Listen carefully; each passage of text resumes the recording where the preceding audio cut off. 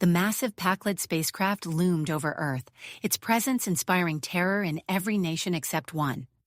As world leaders cowered and military forces stood paralyzed, humanity's unexpected strength emerged through a single, unshakable individual. Darren Phillips, senior diplomat for the United Nations Office for Outer Space Affairs, strode purposefully through the chaotic command center. Screens flickered with images of the alien vessel, its impenetrable shields deflecting every weapon Earth had thrown at it. Around him, representatives from various countries huddled in corners, their faces pale and drawn. "The PAC-led request a meeting aboard their ship," announced General Zhao, her voice quavering. "Who will volunteer?" Silence fell over the room. Eyes darted nervously, shoulders hunched, and no one stepped forward. Darren straightened his tie and cleared his throat. "I'll go." Murmurs of disbelief rippled through the crowd. Darren maintained his composure as he was briefed and equipped for the unprecedented encounter. He couldn't help but notice the stark contrast between his calm demeanor and the trembling hands of the technicians preparing him for the journey. The shuttle ride to the PAC-led ship was tense. Darren sat quietly while the pilot and crew fidgeted anxiously, stealing glances at the enormous alien craft growing larger in the view screen. As they docked, Darren took a deep breath and stepped into the unknown. The airlock hissed open, revealing a sight that nearly made Darren's unwavering resolve falter. Before him stood Knox, the PAC-led ambassador, a towering figure with multiple limbs and an appearance so alien it defied description. Yet Darren maintained his poise, meeting the creature's gaze steadily. Knox's voice reverberated through the chamber. "Fascinating. You do not cower like the others." Darren inclined his head respectfully. Humanity faces the unknown with curiosity, not fear. As they traversed the ship's corridors, Darren observed alien diplomats from various species pressed against the walls, trembling in the PAC-led's presence. The contrast between their terror and his composure was stark. They entered a grand chamber where PAC-led leaders awaited. The intimidating assembly caused even the most experienced alien representatives to shrink back. Darren, however, stood tall among them, ready to negotiate humanity's future. The lead PAC-led, a being of immense presence, addressed the gathered group. "We seek to test your worthiness for inclusion in our interstellar alliance. Your reactions will determine your fate." Darren realized the gravity of the situation. Earth's survival and potential galactic prominence hinged on this moment. He stepped forward, shoulders squared, and prepared to show the PAC-led that humanity was unlike any species they had encountered before. As the negotiations began, Darren's mind raced with the implications. The PAC-led's test, Earth's response, and his own unwavering composure in the face of overwhelming odds, all would shape the future of human civilization among the stars. With determination in his eyes, Darren faced the PAC-led leaders, ready to prove that when everyone else cowered in fear, humans stood strong. Darren faced the PAC-led leaders, his mind racing with the implications of their words. The chamber fell silent as the lead PAC-led, a being of immense presence, leaned forward. "Your species intrigues us," the alien's voice resonated through the room. "We have observed Earth for centuries, monitoring your progress and resilience." Darren's eyebrows raised slightly, but he maintained his composure. "I'm honored to hear that. Humanity has indeed faced many challenges throughout our history." The PAC-led leader nodded, its multiple eyes blinking in an unsettling rhythm. "Your presence here, unflinching in the face of the unknown, has already passed our first test." A murmur rippled through the assembled alien diplomats. Darren felt a surge of pride, but kept his expression neutral. "I appreciate the acknowledgement. However, I sense there's more to come." "Indeed," the PAC-led leader confirmed. "The second test begins now." At that moment, a holographic display flickered to life in the center of the chamber. Darren's breath caught in his throat as he saw familiar continents and oceans materialize. Earth as seen from space. The lead PAC-led gestured towards the image. "We have released a harmless but visually alarming substance into your planet's atmosphere. This will create the illusion of a global catastrophe." Darren watched in horror as a crimson hue spread across the holographic Earth, starting at the poles and quickly engulfing the entire globe. Strange, shimmering particles appeared to float in the air. "Why?" Darren asked, his voice steady despite the churning in his stomach. "Oh, to gauge humanity's collective response to a perceived existential threat," another Packlet explained. "This test will reveal much about your species' true nature." Darren's mind raced. He wanted to protest, to demand they stop this cruel experiment. But he knew that any show of weakness now could jeopardize Earth's future. Instead, he squared his shoulders and nodded. "I understand. May I observe the proceedings?" The Packlet leaders seemed pleased by his response. They guided him to a bank of monitors, each displaying different locations on Earth. Darren watched as the sky turned blood red across the globe, particles dancing in the air like eerie fireflies. Panic erupted in cities worldwide. In New York, crowds flooded the streets, their faces masks of terror as they looked up at the transformed sky. In Tokyo, people huddled in subway stations, glued to their phones as they desperately sought information. Across rural areas, farmers stared in disbelief at their fields, now bathed in an otherworldly crimson glow. Darren's heart ached for his fellow humans, but he forced himself to watch impassively. He knew the Packlet were studying his reactions as closely as they were Earth's. As the hours passed, Darren began to notice something. Amidst the chaos and fear, pockets of calm and purpose emerged. In a laboratory in Geneva, he saw a woman with perseverance etched on her face, peering intently at a microscope. "Who is that?" Darren asked, pointing to the screen. A Packlet consulted a data stream. Dr. Emily Reed, atmospheric scientist. She has assembled a team to analyze the substance. Darren watched as Dr. Reed worked tirelessly, her fingers flying over equipment, her eyes sharp and focused. Within hours, she straightened up, a look of triumph on her face. The particles are non-toxic," Darren heard her announce to her team. "They pose no immediate threat to human health or the environment." As this information spread, Darren observed a subtle shift in the global response. The blind panic began to subside, replaced by a more organized reaction. He noticed a man in military uniform coordinating efforts in multiple locations simultaneously. "And him?" Darren inquired. "Major Jake Anderson," the Packlet replied. "He is organizing a global response team, maintaining essential services and preventing civil unrest." Darren felt a swell of pride as he watched Major Anderson calmly direct operations, his steady voice bringing order to chaos. Around the world, communities began to band together. In a small town in Brazil, neighbors formed a human chain to distribute supplies.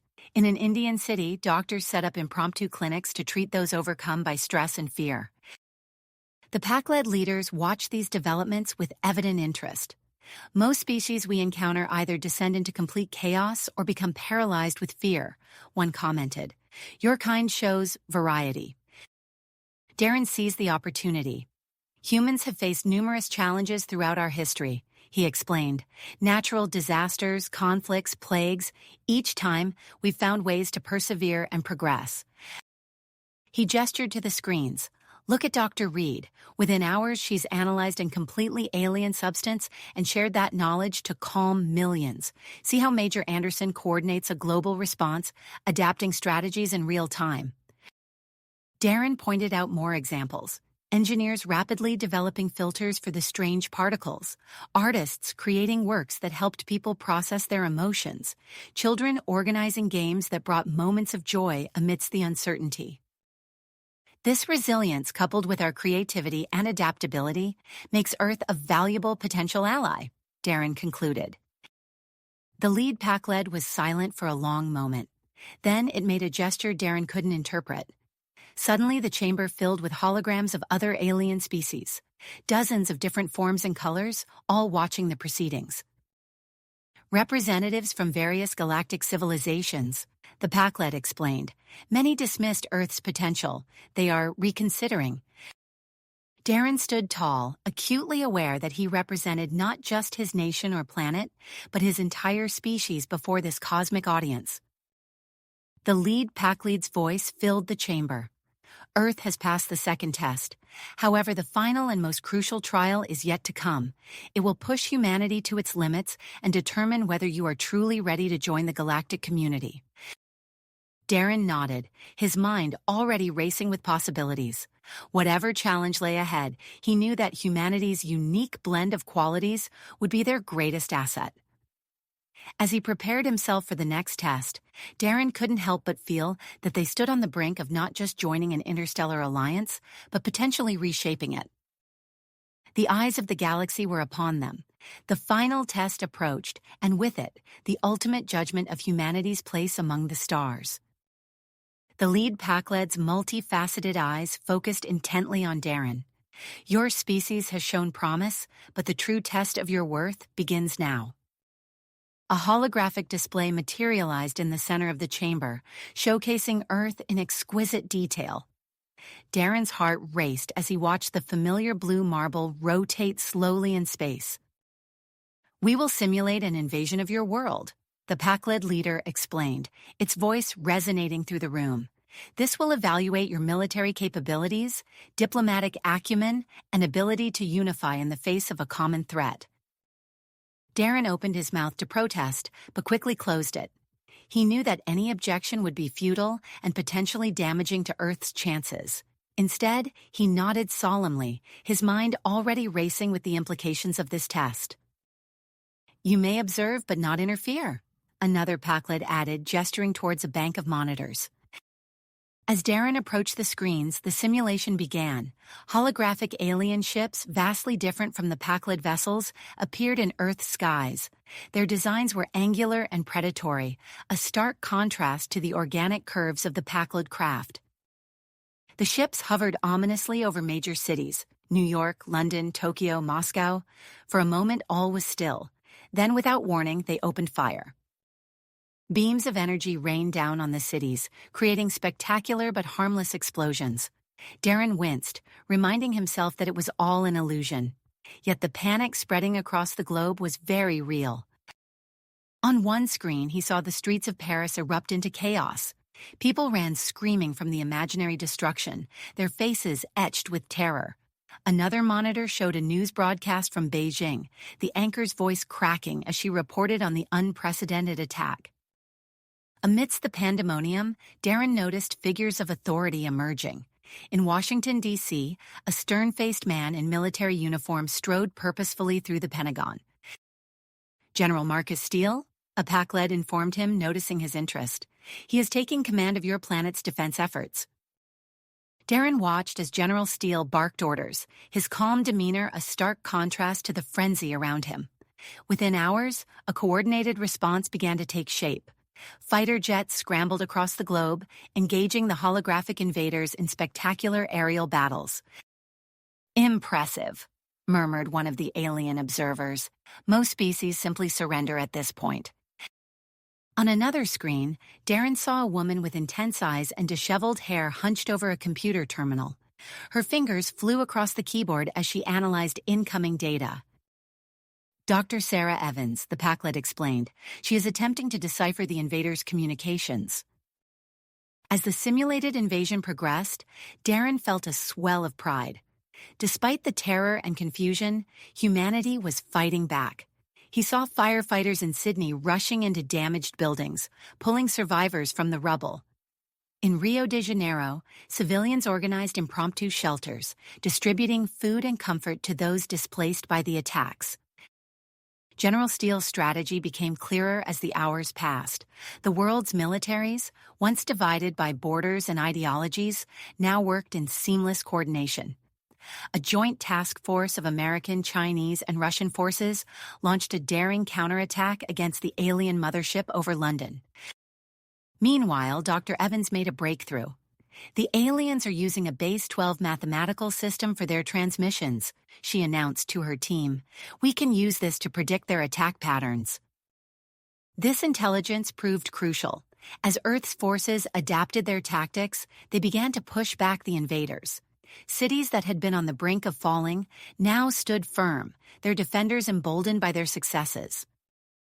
The Packled leaders exchanged meaningful glances. Most interesting, one commented. They maintain their compassion even while waging war. Darren nodded, his chest swelling with emotion. It's who we are, he said simply. Just as Earth seemed to be turning the tide, a new development occurred. The holographic invaders sent out a transmission, not of threat, but of peace. They're requesting negotiations. Dr. Evans's voice came through one of the monitors, her excitement palpable. The global response shifted rapidly. Military forces stood down, and diplomats stepped forward. Darren watched as a distinguished man with salt and pepper hair took center stage at the United Nations. Dr. Alexei Volkov, UN Secretary-General, a PAC-led informed him. Dr. Volkov addressed the world, his voice steady and reassuring. We have faced an unprecedented threat with courage and unity, he said. Now we must show that same strength in pursuing peace. The peace talks unfolded on Darren's screens. Dr. Volkov led the Earth delegation with a mixture of firmness and empathy that impressed even the stoic PAC-led observers. He deftly navigated the complex negotiations, never losing sight of humanity's core values.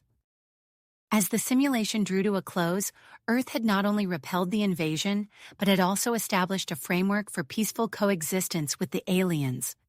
The holographic ships withdrew, leaving Earth's skies clear once more. The chamber fell silent as the displays winked out. Darren stood still, his knees going weak from everything he had witnessed. Finally, the lead PAC-led spoke. Your species has surpassed our expectations, it said, a note of what might have been respect in its alien voice. You have demonstrated not only the ability to defend yourselves, but also the wisdom to seek peace. Darren felt a wave of relief wash over him, but the PAC-led wasn't finished. However, it continued, this was merely a test. The true challenges that await you in the galactic community are far more complex and perilous than anything you have faced before. Darren nodded, understanding the weight of the PAC-led's words. As he prepared to return to Earth, he knew that this was not an end, but a beginning. Humanity had proven itself worthy of a place among the stars, but their journey was just starting. The eyes of countless alien races were now upon them, some seeing potential allies, others viewing them as naive newcomers or even future rivals. As Darren contemplated the monumental task of preparing Earth for its new role in the cosmos, he realized that the greatest adventures and the greatest dangers still lay ahead. As Darren contemplated the monumental task of preparing Earth for its new role in the cosmos, he realized that the greatest adventures and the greatest dangers still lay ahead. The journey back to Earth passed in a blur of anticipation and nervous energy. As Darren's transport pierced the atmosphere, he gazed out at the familiar blue and green orb below, now seeing it through new eyes. The weight of responsibility settled on his shoulders as he prepared to deliver news that would forever change human history. Within hours of his return, Darren found himself addressing the United Nations General Assembly in an emergency session. The chamber buzzed with tension as he recounted the tests conducted by the PAC-led and Earth's unexpected success. He watched the faces of world leaders as they grappled with the reality of humanity's new status in the galactic community. We stand at a crossroads, Darren concluded, his voice echoing through the silent hall. The eyes of the cosmos are upon us. We must rise to this challenge united, for the stakes have never been higher. The response was immediate and electric. Delegates burst into fierce debates, their voices rising and falling in a cacophony of languages. Some faces shone with excitement, others clouded with apprehension. Darren stepped back from the podium, allowing the gravity of the situation to sink in. In the days that followed, the world transformed. Dr. Emily Reed, fresh from her triumph during the PAC-led's test, found herself at the center of a whirlwind of activity. The newly established Global Extraterrestrial Adaptation and Research Division, GEARD, took shape around her, a gleaming facility rising from the ground with unprecedented speed. Dr. Reed's eyes sparkled with excitement as she led Darren through the state-of-the-art laboratories. We've assembled the brightest minds from every corner of the globe, she explained, gesturing to a diverse group of scientists hunched over alien artifacts. Our task is monumental, but the potential, it's beyond anything we've ever imagined. Across the facility, engineers work tirelessly to reverse engineer samples of alien technology provided by the PAC-LED. Holographic displays flickered with complex schematics, while 3D printers hummed, producing prototypes at a dizzying pace. Meanwhile, on a remote military base, Colonel Jake Anderson, newly promoted from major, stood before a group of elite soldiers from nations across the world. The insignia of the Terran Defense Force gleamed on their uniforms, a symbol of Earth's new unified military.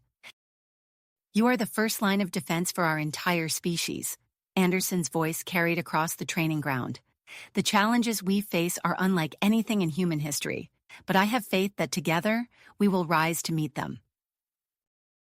The soldiers snapped to attention, their faces set with tenacity. As if on cue, a squadron of experimental aircraft screamed overhead, their designs a fusion of human ingenuity and alien technology. In Geneva, the newly established extraterrestrial embassy buzzed with activity. Ambassador Knox, a towering figure with iridescent skin, moved through the corridors with fluid grace. Human diplomats scurried alongside, struggling to keep pace both physically and mentally as they navigated the complex web of interstellar politics. Darren observed these rapid changes with a mixture of pride and trepidation. Humanity was adapting quickly, but would it be enough? His question was answered sooner than anyone expected. Alarms blared across geared headquarters, interrupting a high-level briefing. Dr. Reed's face paled as she read the incoming data. "We're detecting weapons fire on Mars," she announced, her voice tight. "The research outpost is under attack." The room erupted into controlled chaos. Within minutes, Colonel Anderson's face appeared on the main screen, his face tight with certainty. "The Terran Defense Force is mobilizing," he reported. "We're about to see if our training pays off." As the TDF ship streaked towards Mars, Dr. Reed and her team worked feverishly to analyze the incoming data on the attackers. "They're called the Vorn," she explained to Darren and the assembled leaders, "known for preying on newly discovered civilizations. We're dealing with technology far beyond our current capabilities." On the red plains of Mars, the battle raged. TDF soldiers, clad in newly developed exosuits, fought with a combination of human tactics and alien weaponry. Colonel Anderson's voice crackled over the comms, coordinating complex maneuvers that kept the Vorn off balance. Back on Earth, Dr. Reed's team achieved a breakthrough. "We've identified vulnerabilities in their shielding technology," she announced, transmitting the data to the forces on Mars. "It's not much, but it might give us an edge." The tide of battle began to turn. The Vorn, accustomed to easy victories over fledgling civilizations, found themselves facing an opponent that refused to break. Human adaptability and persistence, coupled with their rapidly advancing technology, proved a formidable combination. As news of the attack spread, the international community rallied.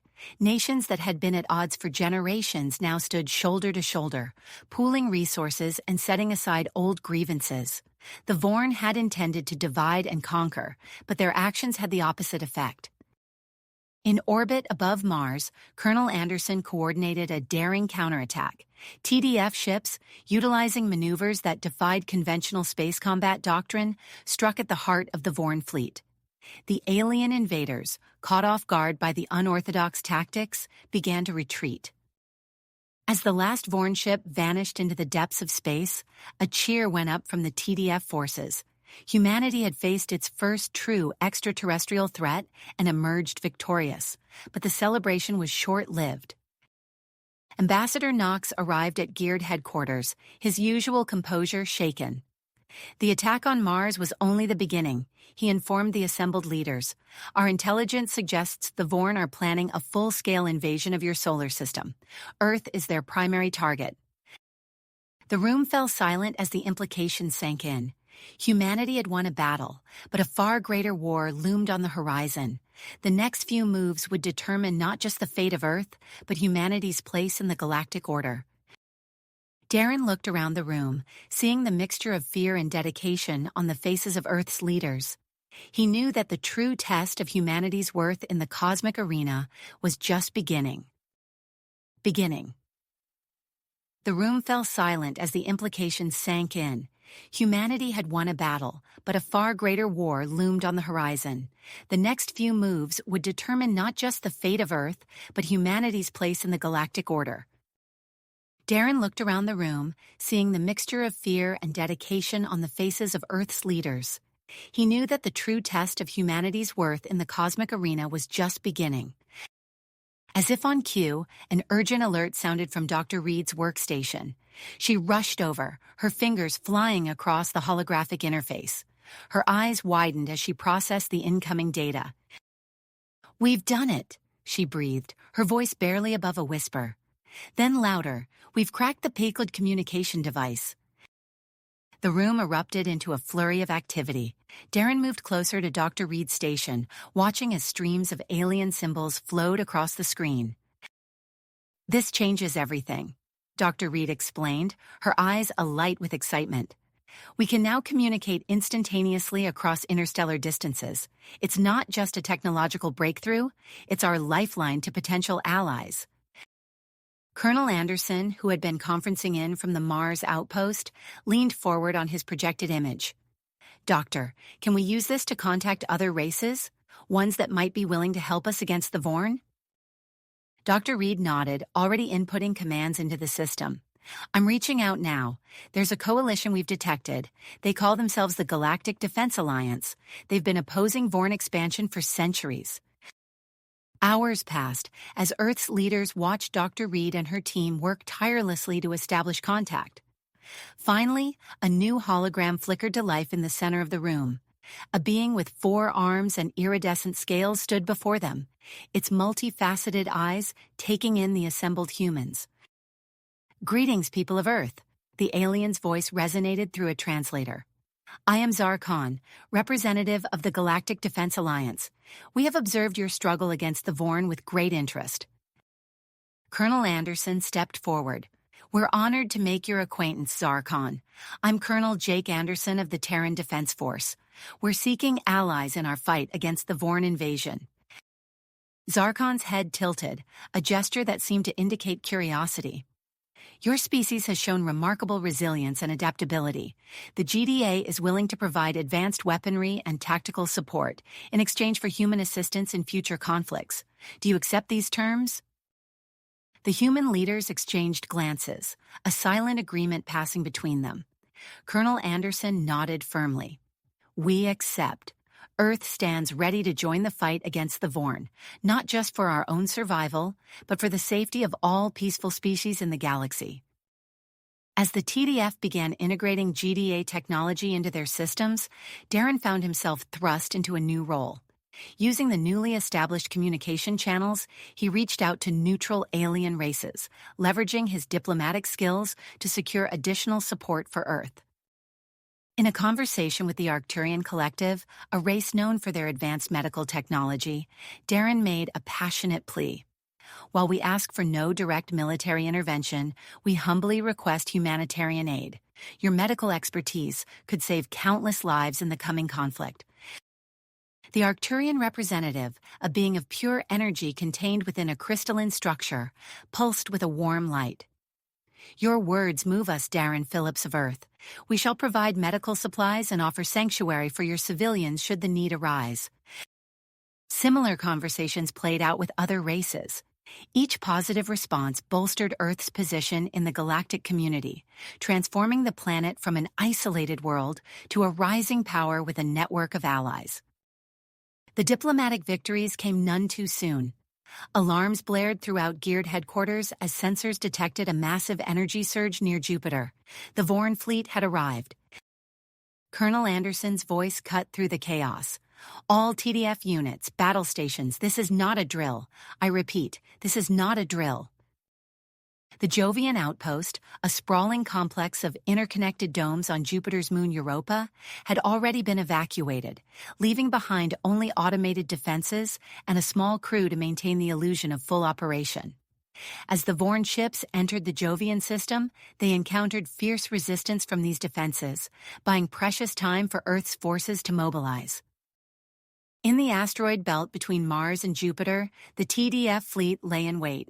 Ships of human and GDA design formed a united front, their crews a mix of veteran human pilots and alien tactical advisors. Captain Sarah Chen, commanding the TDF flagship Horizon, addressed her crew. "This is the moment we've trained for. Remember your simulations, trust your instincts, and watch each other's backs. Today, we fight not just for Earth, but for our place among the stars." The battle erupted with blinding flashes of energy weapons and the silent explosions of missiles in the vacuum of space.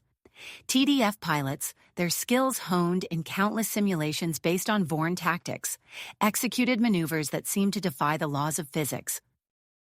Lieutenant Raj Patel, piloting a nimble GDA human hybrid fighter, corkscrewed through a hail of Vorn fire, his ship's adaptive shielding barely holding. He lined up a shot on a Vorn cruiser's exposed flank, his targeting computer syncing with two wingmates. "Fox 3, Raj called out, launching a salvo of missiles in perfect synchronization with his squad. The combined firepower overwhelmed the Vorn ship's defenses, tearing through its hull in a spectacular series of explosions. Back on Earth, Dr. Reed and her team worked feverishly in the depths of Geared headquarters. Holographic displays showed the ongoing battle, with red Vorn markers slowly pushing back the blue, human-allied forces. We need something to turn the tide," Dr. Reed muttered, her fingers dancing across multiple interfaces. "There." She isolated a string of code, a triumphant smile spreading across her face. "We've done it. A virus that can infiltrate Vorn systems." Within minutes, stealthed satellites deployed around the solar system began transmitting the virus. At first, the effects were subtle, a Vorn ship's weapons misfiring, another veering off course. But as the virus spread, the impact became undeniable. Entire sections of the Vorn fleet began to drift, their systems in chaos. Yet even as the space battle tipped in Earth's favor, a new threat emerged. A Vorn strike force, using the confusion of the main battle as cover, slipped past Earth's outer defenses. They made planetfall in the vast expanses of the Siberian tundra, their ships touching down amid swirling snow and howling winds. Colonel Anderson, monitoring the situation from a mobile command center, knew this was a critical moment. "All available TDF ground units converge on the Siberian landing zone. We cannot allow them to establish a foothold." Anderson himself led the charge, piloting a dropship filled with elite TDF soldiers. As they approached the landing zone, the harsh Siberian landscape spread out below them, the alien ship's stark black shapes against the white snow. "Remember your training," Anderson called out as the dropship doors opened. "Use the terrain to your advantage. We know this land. They don't." The battle that unfolded was unlike anything in human military history. TDF soldiers, their exosuits allowing them to move swiftly through the deep snow, engaged in fierce firefights with Vorn warriors. The aliens, unused to Earth's gravity and atmosphere, struggled in the extreme cold. Private Alex Reeves, a young soldier fresh out of training, found himself separated from his squad during a particularly intense skirmish. As he crested a snow-covered hill, he saw a Vorn energy weapon charging up, its glow visible even through the blizzard. The weapon was pointed directly at a nearby human settlement, its power readings off the charts. Without hesitation, Reeves sprinted towards the Vorn position. He commandeered an abandoned alien vehicle, its controls foreign but somehow intuitive. With a silent prayer, he gunned the engine, driving straight for the charging weapon. The resulting explosion lit up the Siberian sky, visible for hundreds of kilometers. Reeves's sacrifice had saved thousands of lives, and as news of his heroism spread, it became a rallying cry for human and alien forces alike. As the ground battle raged, Earth activated its final line of defense. A planet-wide grid of energy shields and weapon platforms, developed by Geared using reverse-engineered alien technology, hummed to life. Vorn ships attempting to breach the atmosphere found themselves repelled or destroyed by the interconnected defense system.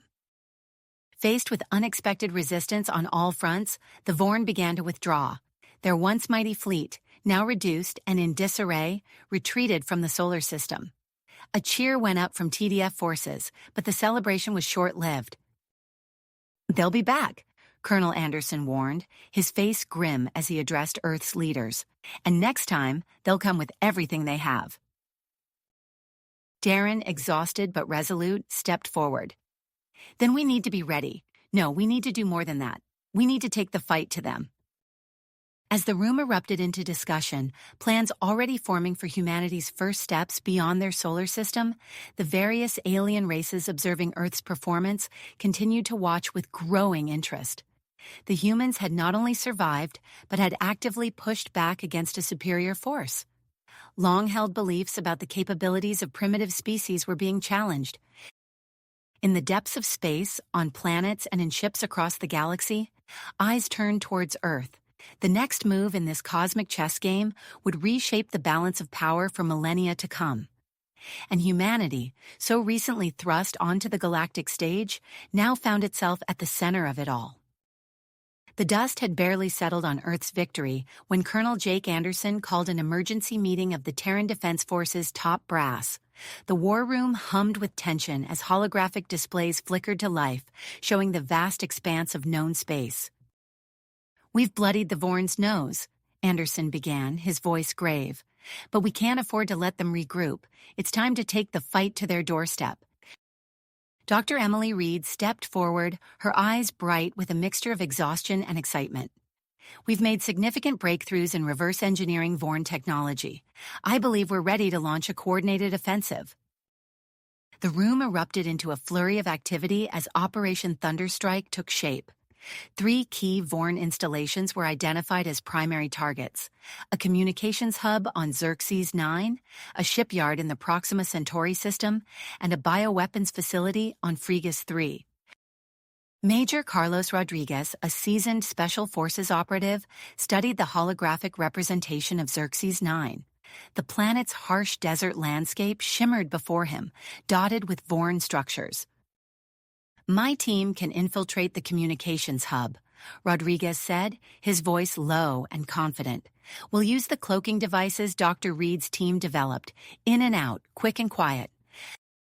Admiral Sarah Hawkins, her silver hair gleaming under the holographic lights, focused on the Proxima Centauri system. "I'll lead the fleet engagement. We'll need to draw their forces away from the shipyard long enough for a strike team to plant the charges." Dr. Marcus Wong, a brilliant engineer with a penchant for explosives, nodded enthusiastically. "I've designed antimatter charges that will exploit the weakness we found in their energy systems. One well-placed detonation should set off a chain reaction." Captain Alexei Volkov, a burly man with a thick Russian accent, studied the icy terrain of Fregus 3. "The cold will be our ally," he mused. "My team has extensive experience in Arctic warfare. We'll adapt our tactics to the alien environment." As the military minds hashed out the details of the operation, Darren Phillips worked tirelessly behind the scenes. He engaged in marathon negotiation sessions with representatives from the Galactic Defense Alliance, securing crucial intelligence and logistical support. "The Arcturians have agreed to provide real-time sensor data from their long-range observation posts," Darren reported, his voice hoarse from hours of diplomatic wrangling. "And the Zarkon have pledged a contingent of their elite shock troops to support Captain Volkov's assault on Fregus 3. Days turned into weeks as preparations for Operation Thunderstrike reached a fever pitch. Training simulations ran around the clock, with TDF personnel pushing themselves to the limits of human endurance. Dr. Reed's geared team worked tirelessly, fine-tuning the advanced technology that would give Earth's forces the edge they needed. Finally, the day of reckoning arrived. Colonel Anderson stood before the assembled TDF forces, his face etched with drive. "Today we take the fight to the enemy. Remember your training, trust your teammates, and know that the fate of Earth, of all free species in the galaxy, rests on your shoulders." Major Rodriguez and his team were the first to deploy, their stealth shuttle slipping silently through the void towards Xerxes 9. As they entered the planet's atmosphere, the shuttle's cloaking device shimmered, rendering them invisible to Vorn sensors. Rodriguez felt the familiar surge of adrenaline as they touched down a kilometer from the communications hub. "Move out," he whispered into his comm unit. The team advanced through the alien desert, their exosuits adapting to the harsh conditions. As they approached the hub, Rodriguez held up a fist, signaling his team to halt. A Vorn patrol passed mere meters away, oblivious to the human presence. Once clear, the team moved in. They breached the facility with surgical precision, planting disruptors at key junctions. "Charges set," Rodriguez reported, initiating remote detonation sequence. Across the sector, Vorn communications collapsed into chaos. In the Proxima Centauri system, Admiral Hawkins stood on the bridge of the TDF flagship, her eyes fixed on the tactical display.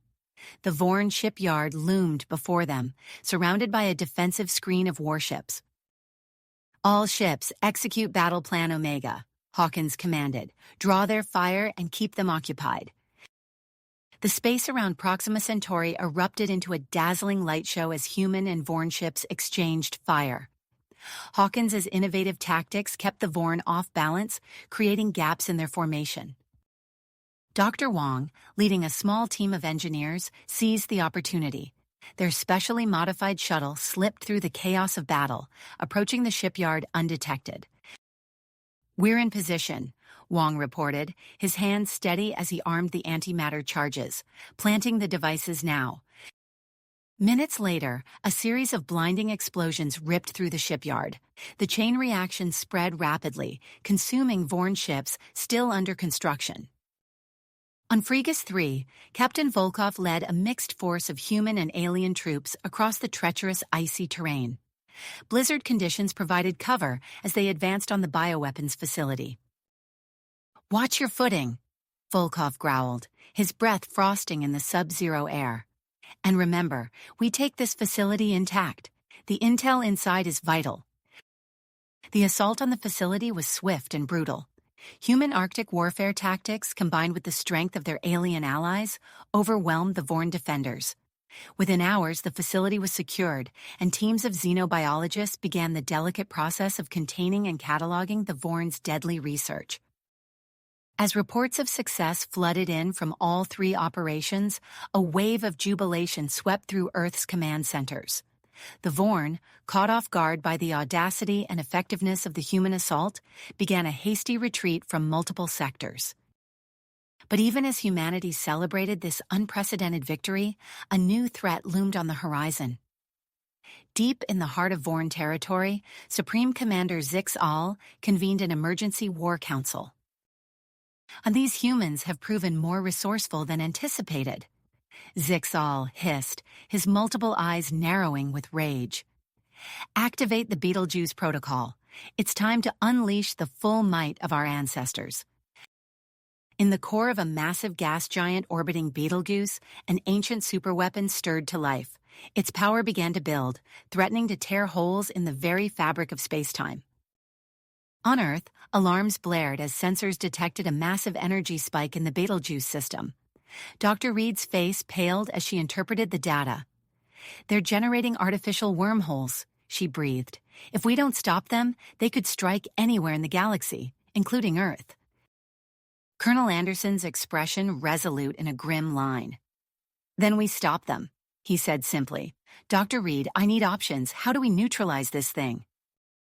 As Reed and her team raced against time to develop a countermeasure, Anderson began assembling a strike team for what could be the most crucial mission in human history.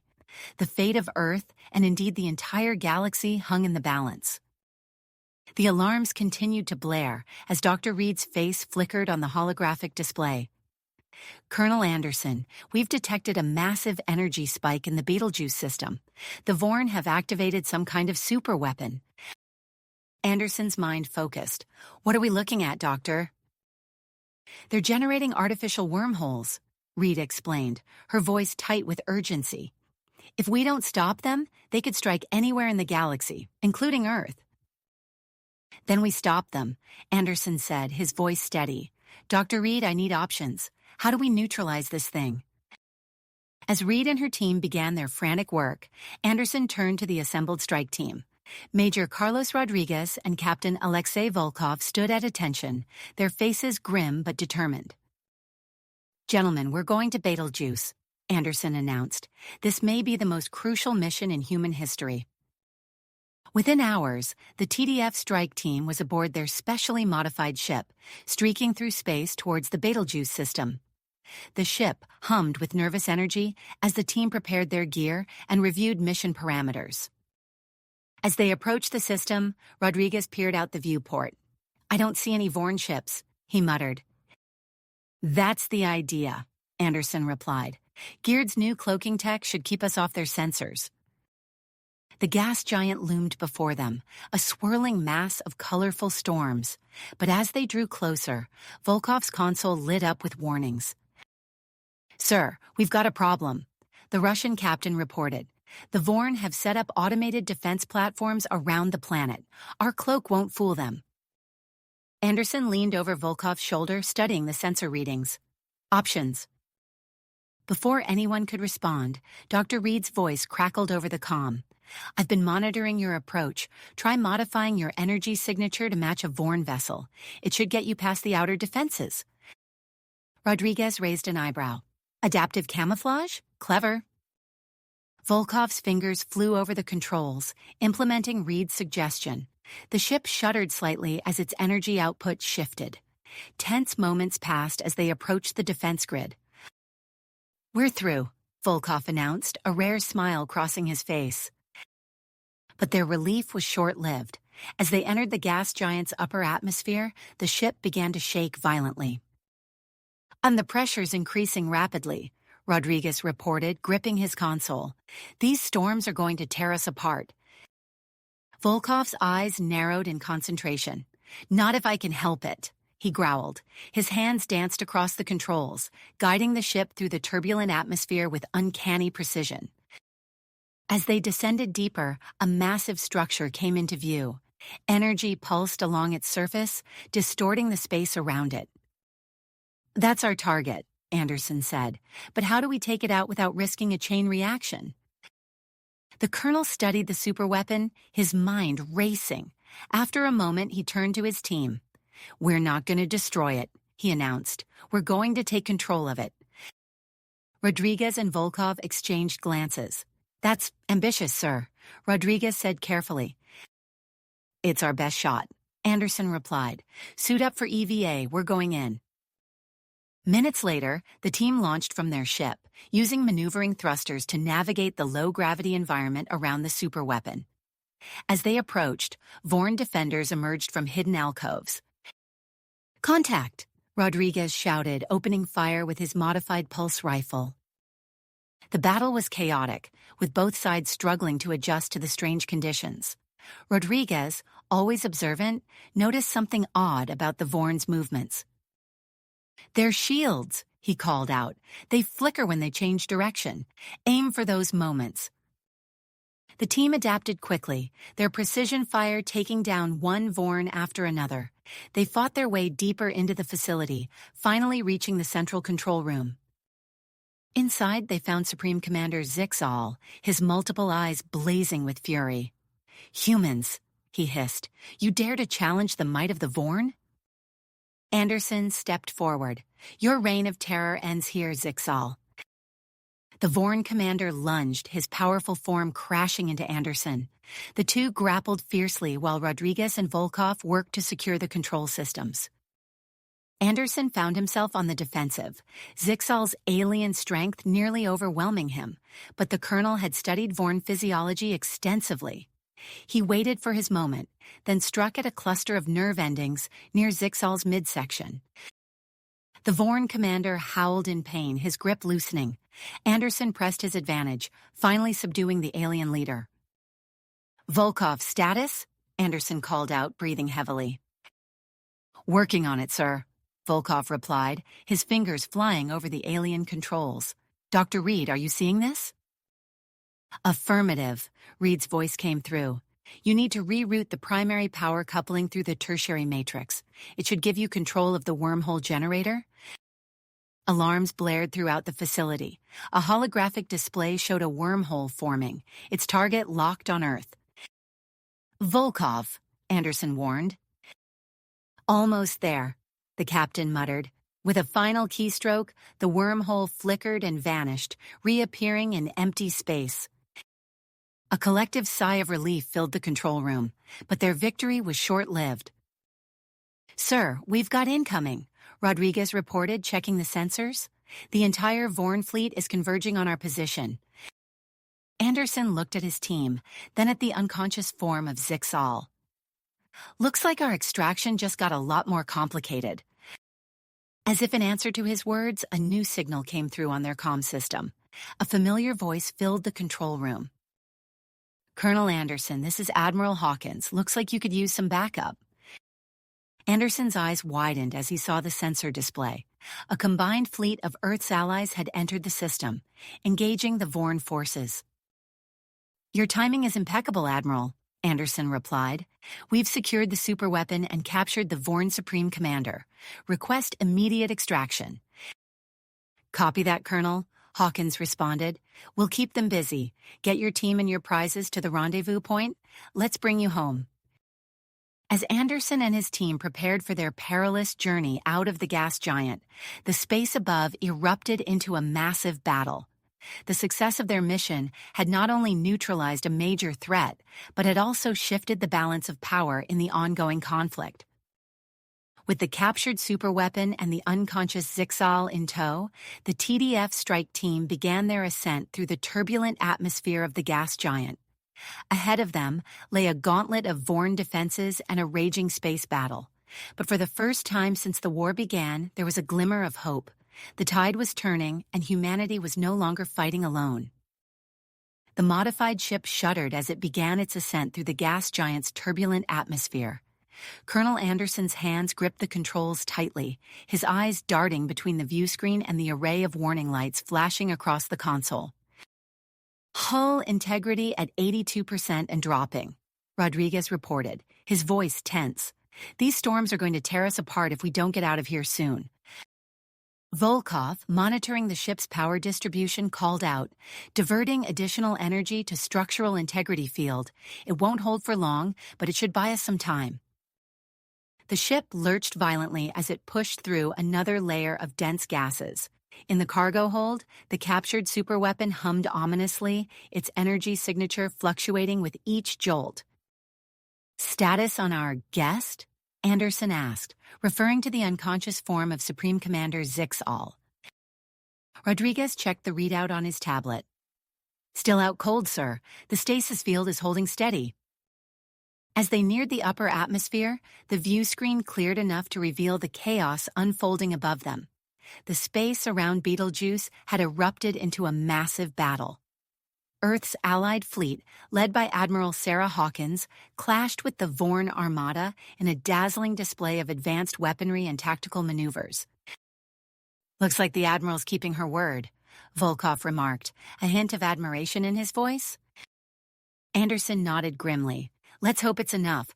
Volkov, ready weapon systems. We're not out of this yet." The ship burst through the final layer of the gas giant's atmosphere, immediately finding itself in the heart of the raging battle. Volkov's fingers flew across the weapons console, the ship's advanced targeting systems locking onto key Vorn vessels. "Firing solution acquired," he announced, engaging hostiles. Streams of energy lanced out from the ship, striking a Vorn cruiser with pinpoint accuracy. The larger vessel's shields flickered and failed, secondary explosions rippling along its hull. "Nice shot," Anderson commended, "but don't get cocky. We need to reach the rendezvous point." Rodriguez, monitoring the battle, called out, "Sir, Allied forces are using your tactics. Look at that pincer movement." On the interface, they watched as a group of Earth and alien ships executed a perfectly coordinated attack, catching a Vorn battle group in a deadly crossfire. Their moment of admiration was cut short as their ship rocked violently. Alarms blared throughout the cockpit. "We've been hit," Volkov shouted. "Direct hit from a Vorn cruiser. Shields are failing." Anderson fought with the controls, trying to stabilize their trajectory. "Damage report." Rodriguez's voice was grim as he rattled off the list. "We've lost our port engine, weapon systems are offline, and hull breaches reported on decks 2 and 3. Emergency force fields are holding, but we're bleeding atmosphere." The ship shuddered again as another blast grazed their hull. Through the view screen, they could see a trio of Vorn fighters moving in for the kill. "Options," Anderson demanded, his mind racing. For a moment, only the sound of alarms and creaking metal filled the cockpit. Then Rodriguez spoke up, his voice hesitant but determined. "Sir, I have an idea. It's risky, but it might be our only shot." Anderson met his gaze. "Let's hear it, Major." Rodriguez gestured towards the rear of the ship. "The superweapon. We could use it to generate a small, controlled wormhole, transport us directly to the safety of the Allied fleet." Volkov's eyes widened. "That's insane. We have no idea how to control that thing." Before Anderson could respond, Dr. Reed's voice crackled over the comm system. "I've been monitoring your situation. Major Rodriguez's plan could work, but the risks are enormous. Generating a wormhole in the middle of a battle could have catastrophic consequences." Anderson weighed their options, watching as the Vorn fighters closed in. With a deep breath, he made his decision. "We're out of options and out of time. Volkov, get down to the cargo hold and start working on that superweapon. Rodriguez, help me keep us in one piece until it's ready." As Volkov raced out of the cockpit, Anderson opened a channel to the Allied fleet. "Admiral Hawkins, this is Anderson. We're about to attempt something unconventional. Request you clear a space in the center of the fleet. We may be dropping in unexpectedly." "Understood, Colonel," Hawkins replied, her voice steady despite the chaos around her. "We'll be ready." In the cargo hold, Volkov worked feverishly, his fingers dancing across the alien controls of the superweapon. Sweat beaded on his forehead as he reprogrammed the device, using Dr. Reed's long-distance guidance to create a precisely calculated wormhole. "Energy buildup at 60%, Volkov reported. 70%, 80%. The ship groaned under the strain of another hit. In the cockpit, Anderson and Rodriguez fought to keep their crippled vessel intact for just a few moments longer. 90%, 95%. The Vorn fighters were now close enough to see the pilots in their cockpits, their alien features twisted with the thrill of the hunt. "Now, Volkov," Anderson shouted. "Activating wormhole," Volkov yelled back. For a heartbeat, nothing happened. Then space itself seemed to twist and tear before them. A swirling vortex of energy burst into existence, its maw gaping wide. "Hold on to something," Anderson ordered as he aimed the ship directly at the center of the wormhole. The strike team's vessel plunged into the swirling maelstrom of energy. For a moment that seemed to stretch into eternity, they were surrounded by impossible colors and sensations that defied description. Then, with a lurch that threatened to turn them inside out, they emerged. Disoriented, it took Anderson a moment to realize where they were. The ship had materialized in the heart of the Allied fleet, their sudden appearance causing both allies and enemies to pause in shock. Admiral Hawkins, recovering quickly from the surprise, seized the moment. Her voice rang out over the fleet-wide channel. "All ships, press the advantage. Coordinate your fire on these coordinates." The human-led coalition surged forward, their weapons blazing in perfect synchronization. The Vorn fleet, caught off guard by the sudden shift in the battle's momentum, began to splinter under the assault. On board the strike team's ship, alarms continued to blare as systems failed one by one. But Anderson's attention was drawn to a flashing light on his console, an incoming transmission. "Colonel Anderson," a gravelly voice spoke, the translation software struggling to keep up with the alien intonations. "This is Supreme Commander Zixal. I request to open communications." Anderson exchanged shocked glances with his team. After a moment's hesitation, he accepted the transmission. Zixal's face appeared on the display, his multiple eyes blinking rapidly. "Colonel, I have witnessed the defeat of my forces. Your species, humans, have proven far more resourceful than we ever anticipated. I offer my unconditional surrender." The battle around them seemed to freeze as the implications of Zixal's words sank in. Anderson, his voice steady despite his exhaustion, replied, "Supreme Commander, we accept your surrender. Order your remaining ships to stand down immediately. As Zixal complied, the space around Betelgeuse fell silent for the first time in hours. The great battle was over, but the work of securing a lasting peace was just beginning.